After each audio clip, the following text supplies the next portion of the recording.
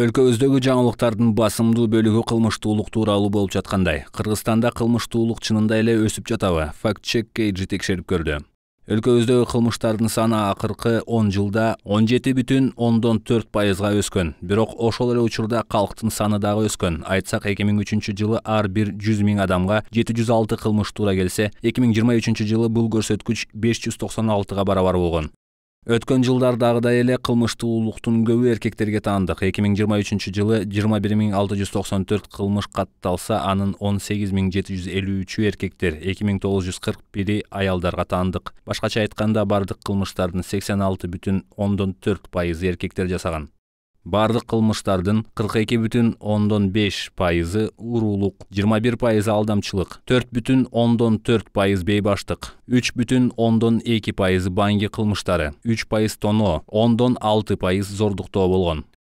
Адамдардын өзгөчө оор кылмыштарга баруусу азайган. 1999 жылы бардык кылмыштардын 63% өзгөчө оор кылмыштарга туш келсе, 2023 жылга карата бул көрсөткүч 11% түзгөн.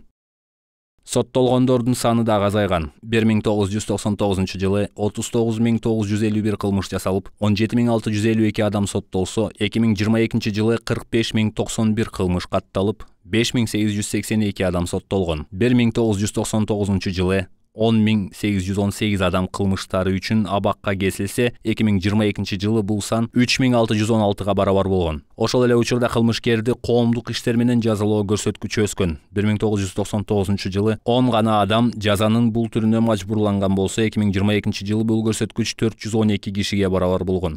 Кыргызстандын эң криминалдуу аймактарынын арасында Бишкек шаары жана Чүй облусу сап башында турат. 2023 жылы Борбор калаада 5678, ал эми Чүй облусунда 4695 кылмыш катталып, өлкө боюнча жалпы кылмыштардын жарымын түзгөн. Ошол эле жылы Ош шаарында 1756 жана Ош облусунда 2315 кылмыш, Жалал Абад облусунда 2544, Ысык Көл облусунда 2004, Баткен облусунда 1604, Нарын облусунда 706, Талас облусунда 657 кылмыш катталган.